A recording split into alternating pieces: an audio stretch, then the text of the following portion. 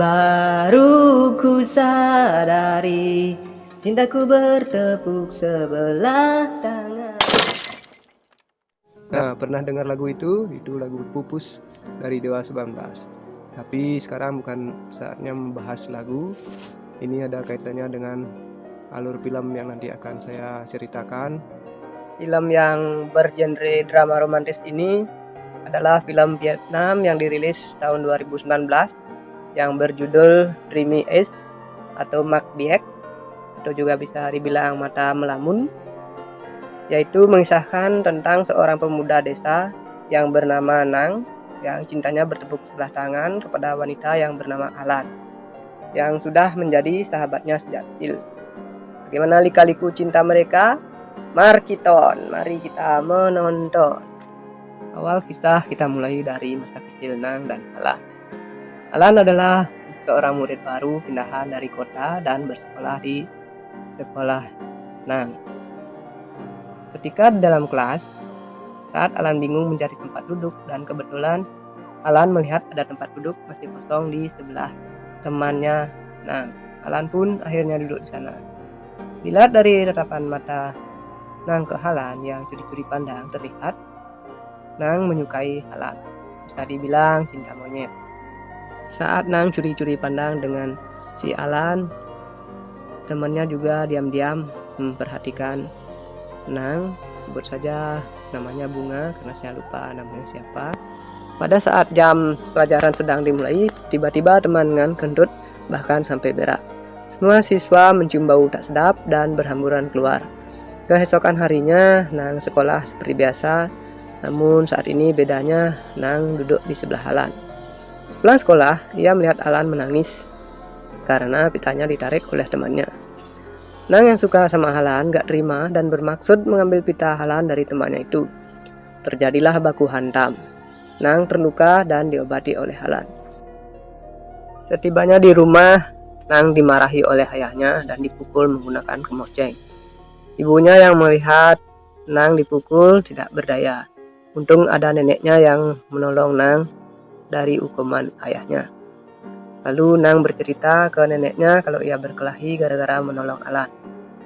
Neneknya menyebut Alan yang memiliki mata indah dan membuat julukan Mat Biek, atau dalam bahasa Indonesia artinya mata melamun.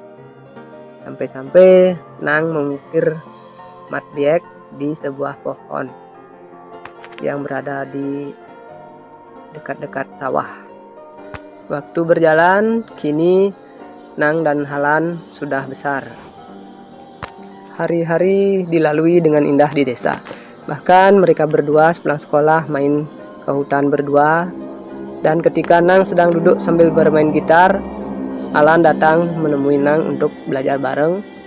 Dan Alan meminta Nang menyanyikan sebuah lagu. Keesokan harinya, saat Alan dan Nang bersama di hutan dan menyanyikan lagu yang ditulis Nang.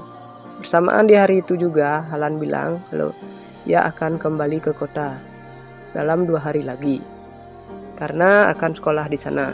Alan memberikan sebuah lukisan kepada Nang sebagai kenang-kenangan sebelum berangkat ke kota. Sekian lama Alan berada di kota. Kini untuk mengisi liburannya dia datang ke desa. Tapi gayanya yang dulu ngampung deki lugu. Tapi Nang suka, lain dengan sekarang, dia sudah mulai mengikuti tren kota dan membanding-bandingkan kota dengan desa. Hingga akhirnya Nang pun memutuskan untuk pergi ke kota dan tinggal di rumah pamannya yang bernama Paman Juan. Dan Paman Juan memiliki seorang anak laki-laki yang bernama Yong. Dilihat dari gerak-gerik Yong, terlihat Yong tidak suka dengan Nang. Bahkan baru nyampe saja Nang sudah diledek sama Yong. Malamnya Nang berniat memberi Alan sesuatu dengan mendatangi rumah Alan.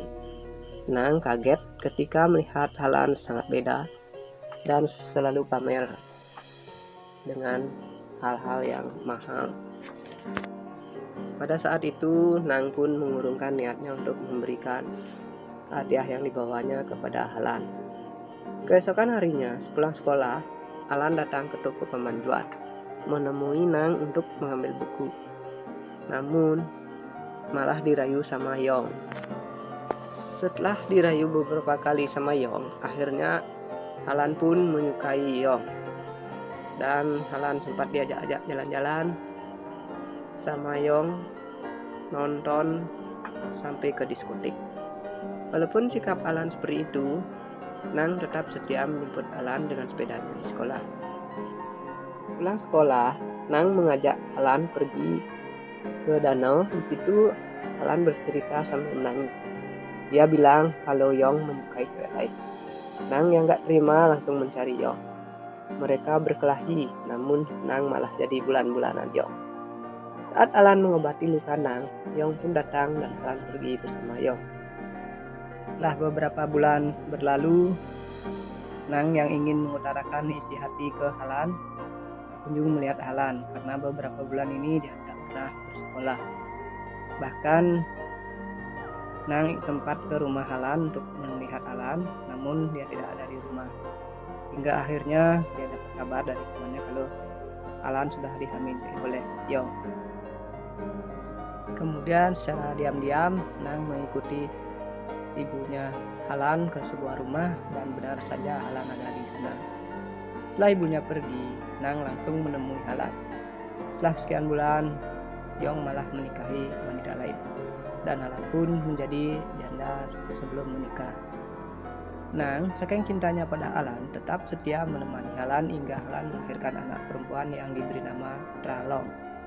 Singkat cerita, Tralong diajak Nang ke desa di tempat Nang tinggal, yaitu di desa Dodo, dan Alan tetap di kota sebagai penjahit. Dan sekali waktu, Nang dan Tralong ke kota untuk menemui Alan. Ketika Nang hendak menemui Alan bersama Tralong, sampainya mereka di sana, Alan sedang keluar dan tiba-tiba datang seorang laki bernama Lin. Ternyata Alan sudah pacaran sama Lin. Dan ketika Lin mengetahui kalau Alan sudah punya anak, Lin pergi meninggalkan Alan. Alan pun sedih dan saat itu Nang coba meyakinkan Alan kalau dia cinta Alan. Namun Alan gak mau menerima cinta Nang. Mungkin karena dia merasa dia bukanlah wanita yang cocok buat Nang. Karena selama ini Alan merasa sudah banyak berbuat salah pada Nang. Ketika Tralong hendak mengambil obat, ia menemukan buku catatan Nang dan ia mengetahui kisah Nang dengan ibunya. Setelah akhirnya Tralong sekolah ke kota. Di sisi lain, ada seorang wanita yang mencintai Nang. Dia adalah Bunga, teman masa kecil Nang yang waktu dulu pernah diajak satu sekolah. Namun Nang menolak dan Bunga pun pergi ke Saigon. Di scene selanjutnya diceritakan Tralong sudah pulang ke desa dan kini ia sudah benar-benar dewasa dan sudah mengenal yang namanya cinta.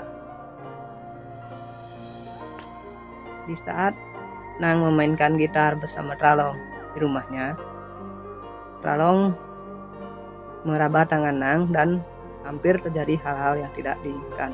Lalu Nang menyuruh Tralong pulang karena sudah larut malam. Besokan harinya di hutan bunga,